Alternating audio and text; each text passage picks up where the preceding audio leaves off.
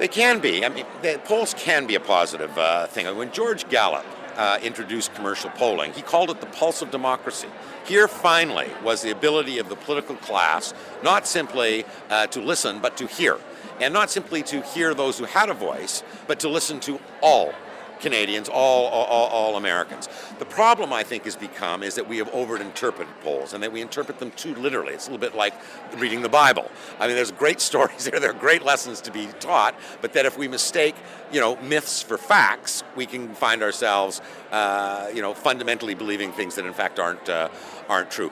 One of the real difficulties, I believe, is that there's such a proliferation of polling right now. It's kind of turned us into unthinking know-it-alls. So, for example, if we find out that Canadians do not want to pay user fees for healthcare, and everyone knows that, and I'm a politician and I advocate user fees for healthcare, I'm immediately turned an idiot, because I've obviously done something that's politically stupid, because we all know Canadians don't want user fees. What ends up happening is that you declare an intellectual jihad around the issue of user fees in healthcare. No one's allowed to discuss them. No one's allowed to debate them. And debate and discord is the cornerstone of democracy. So the extent to which polling can stifle that discord, it can be used in a negative way. Well, the other thing that's interesting is that people always ask, do the polls affect voters? And the answer, by and large, is not directly, but it certainly does indirectly. Because what the polls also do is that they reflect, what polls also do is that they affect the way the media covers the campaign.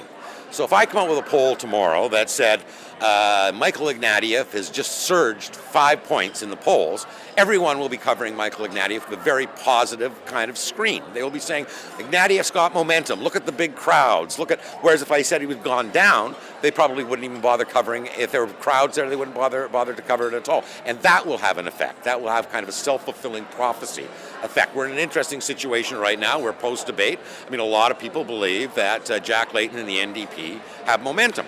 And so you have people like me who comment on these things, talking that possibly the most interesting race will be for second place, or even the possibility of the Liberals becoming marginalized, as you see, as it may happen, towards the end of the campaign, a Stop Harper movement coming from the center left that would gravitate to whoever is most likely to stop him. If the polls say that Ignatieff is going down, that might exaggerate the level of support that Layton and the NDP has.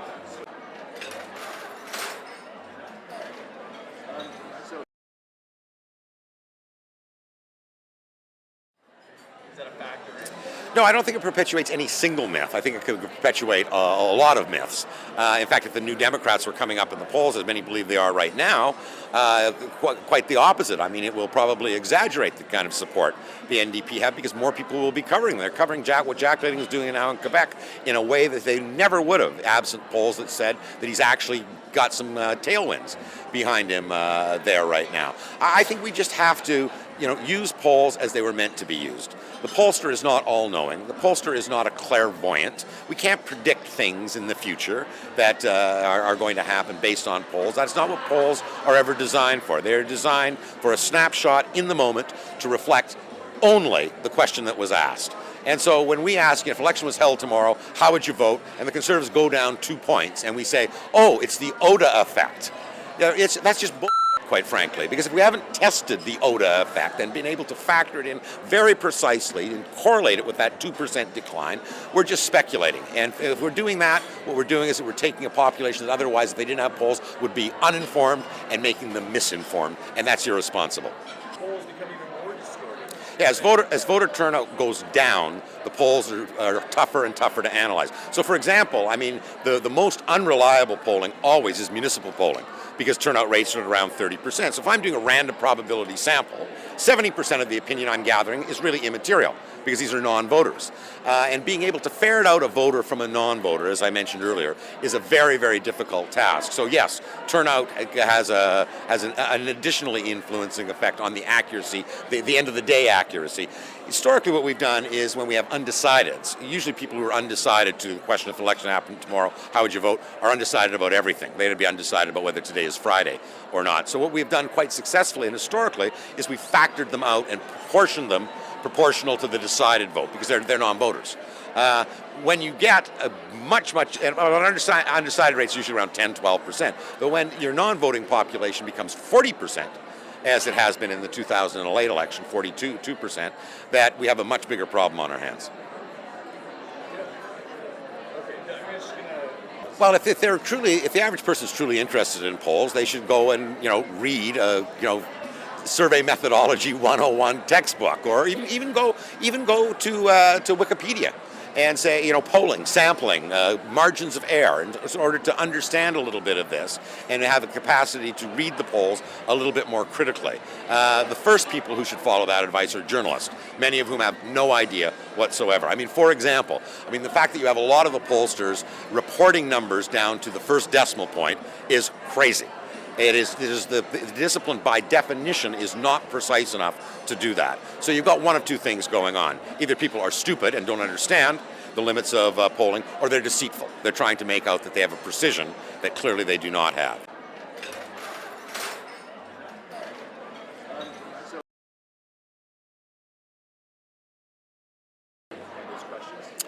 Well, it's complicated because most of the polling now is done by telephone, and for a sample to be projectable back to the population from which it's drawn, everyone has to have an equal chance to be selected. That's called random probability. That's the only way that they're scientifically founded.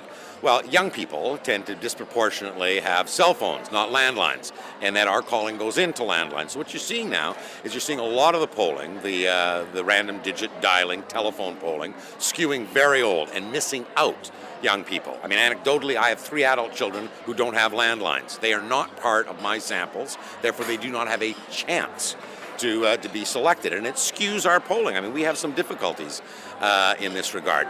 The additional compounding fact is that young people, especially first-time voters, have terribly low rates of participation and turnout. And so even when you get a young person's opinion, the opinion might not translate into a behavior. That is, they may intend to vote Liberal or Conservative or New Democrat, but if they don't vote, that opinion is skewing the total sample in a way that doesn't reflect what's actually going to happen on voting day. So it's an industry that's in transition right now. A lot of people are starting to try to use hybrid distribution systems of combining telephone and cell phone and internet even. So if you do an internet poll, the other thing is that it'll skew very young for exactly the same reason. So we have some difficulties in getting to young people right now and treating them properly. Again, it's very problematic because one of the limits of polling is that polling cannot predict behavior in the absence of events that would engender behavior. So, for example, one of the things we have a very, very difficult time doing is predicting rates of turnout.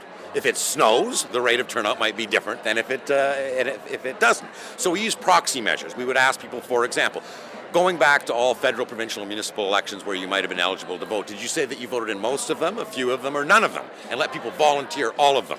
Now, the difficulty with young people is that they don't have a history of track record. What if this is the first time? So I don't even have a proxy measure. So the most honest answer is we have no idea who's going to vote and who is not going to vote on on voting day, and that not knowing is even more problematic with young people than it is with people who have a history and track record of voting. Of all the age cohorts, the ones that will be least represented will be young people, no question. Now, let's say if a campaign asked me, I really want to get a handle on first-time voters, what I would do then is I would oversample. And I would use multiple distribution systems. I would use the internet. I would use cell phone lines. I would use hard lines. And I would have a significantly larger sample than random probability would allow me to have in, let's say, a national sample of 1,000. And I would probe in depth. I would probably augment it with what they call qualitative research, focus group research, to find out much more about the motivation of young people in voting and non-voting, and I would factor that in. That all said, we're in the realm of art much more than science when we get to this particular level.